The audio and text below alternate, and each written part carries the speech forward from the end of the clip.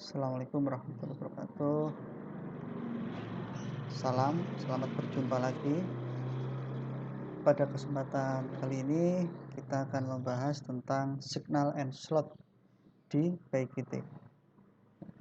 Kalau pada pertemuan-pertemuan sebelumnya Anda sudah belajar bagaimana membuat tampilan ya, bagaimana membuat user interface di PyKit, baik menggunakan coding atau dengan menggunakan layout ya.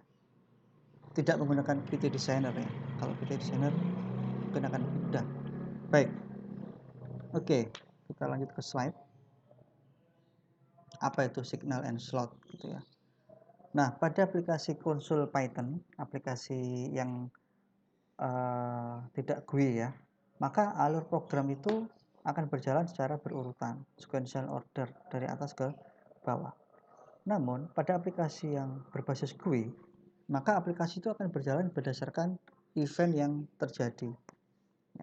Event itu misalkan ketika sebuah tombol diklik, ketika sebuah checkbox dicentang, ketika sebuah radio button diklik misalkan, atau ketika sebuah line edit diisi data, ya, itu event.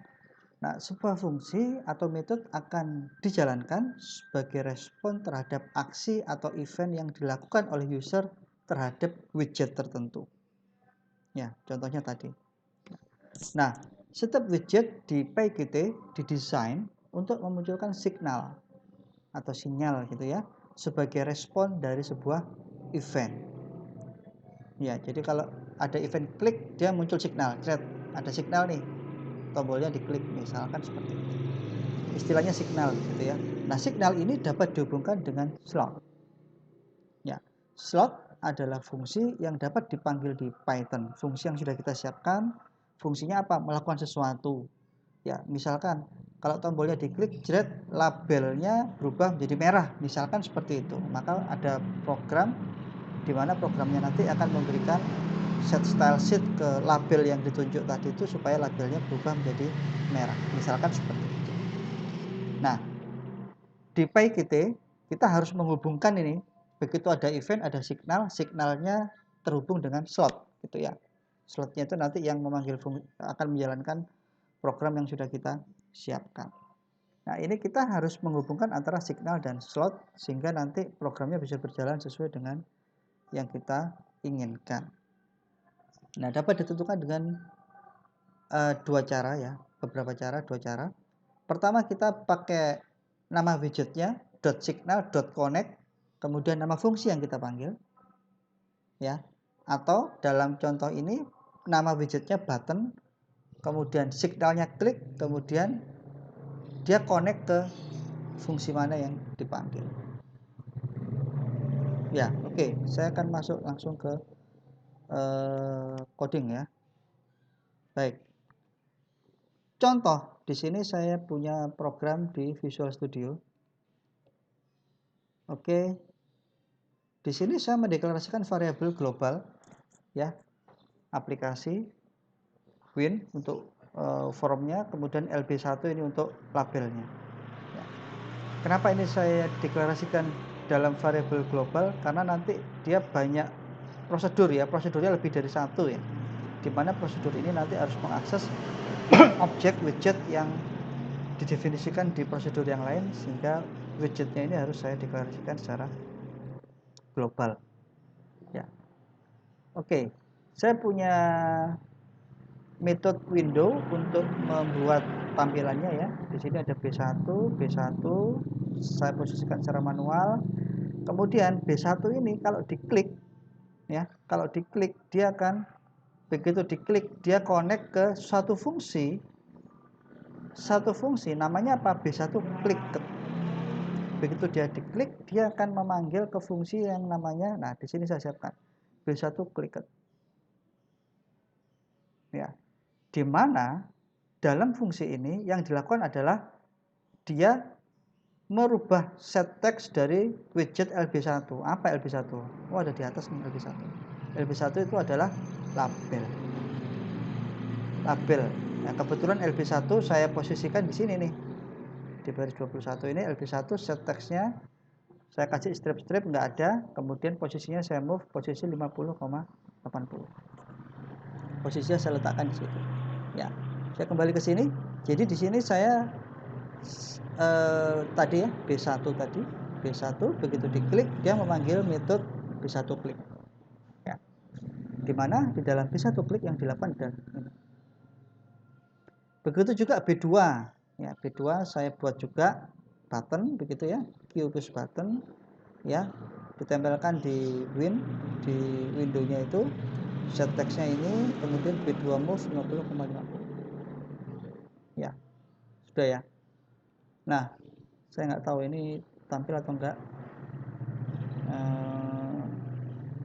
Kita lihat, karena ini saya rekam ya, jadi tampilannya mungkin nggak kelihatan. Oke, nanti bisa sambil dicoba ya. Jadi di sini ada dua tombol tadi. Kita lanjut ke slide.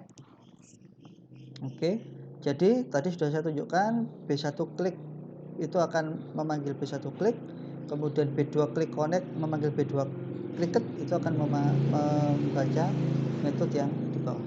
Oke, contoh berikutnya ya, saya punya contoh lagi. Kita lihat detail di Visual Studio.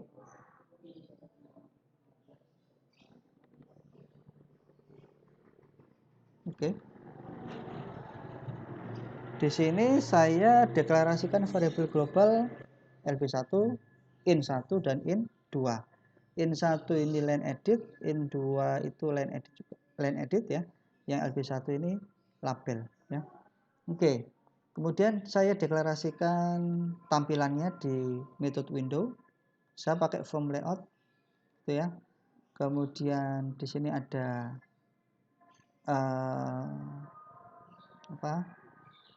label 2, kemudian ini di sini ada label, bukan label 2, ada label, nama objeknya nm, kemudian saya set bilangan 1, kemudian ini atro nm in 1, kemudian ini nm label lagi ya, label bilangan 2, saya atro lagi. Mungkin ada yang belum ingat ya, masih lupa gitu. frm.atro ini untuk menambahkan widget ke dalam layout form ya, dimana kalau kita pakai layout form itu atro-nya ada beberapa pilihan ya, bisa atro label dan widget, bisa widget dan widget juga, nggak bisa dibalik, bisa pilihan yang berikutnya ada label dan layout atau atro widget saja. Ya, di sini kita menggunakan label dan widget. Oke, berikutnya juga sama, label dan widget ya. Kemudian saya nambahkan lagi push button ke dalam form tersebut. Nah, kemudian di sini ada signal ya.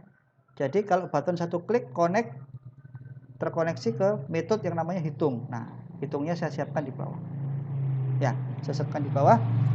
Nah, di sini saya mengambil bilangan 1 ya. Saya ngambil dari in1 itu yang mana tadi ya? Yang di sini tadi ya, in1 ini line edit yang saya tambahkan di sini tadi, saya tambahkan di form. In2 juga ada di sini. Jadi di sini saya ngambil in1. Kenapa pakai try except? Takutnya yang diinputkan bukan angka ya. Jadi di sini ada pengujian, try dulu. Kalau dia error, nanti lb1 dikasih tulisan bilangan 1 bukan angka. Jika tidak error, dia lanjut try lagi, dia mengambil bilangan 2 dari in2. Ya, kalau dia error nanti bilangan 2 bukan angka gitu ya, itu seterusnya. Ya. Oke. Nah, kemudian kalau dia sudah bisa mengambil bilangan 1 dan bilangan 2, integer ini dia mengubah dari teks ke ini ya, ke integer ya. Kemudian dia bukan menambahkan ini ya, mengkalikan, mempangkatkan bilangan 1 dan bilangan 2. Jadi di sini lb1 set text hasil adalah ambil dari isi dari variabel hasil. Ya. Sebentar ya, saya harus melakukan perubahan sedikit di sini. Sebentar.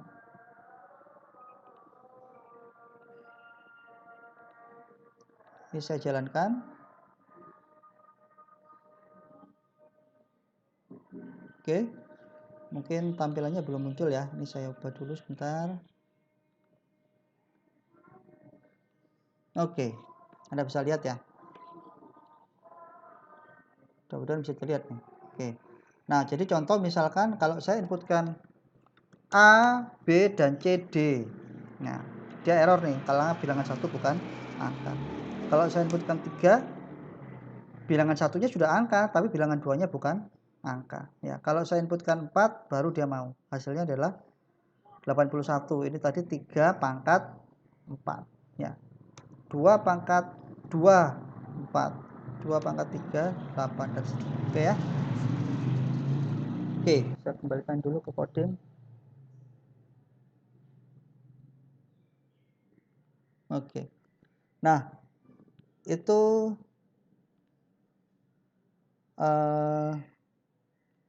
contoh hasil running. Kalau yang tadi ya, yang tadi saya coba yang coding sebelumnya saya jalankan karena tadi nggak bisa tampil. Oke, tampilannya seperti ini. Kita lihat dulu sebentar, saya set dulu. Oke, ya, bisa tampil ya. Nah, ini kalau saya klik, set button 1 diklik, ya. Sorry, saya besarkan dulu sebentar. Oke ya. Jadi kalau button 2 diklik, dia tulisan button 2 diklik, kalau button 1 diklik dia tulis muncul labelnya yang tertulis adalah button 1 diklik. Oke. Semoga bisa dipahami. Oke.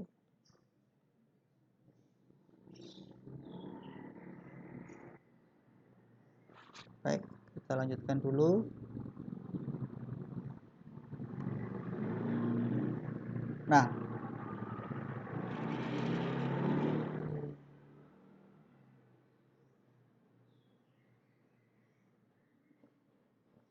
oke.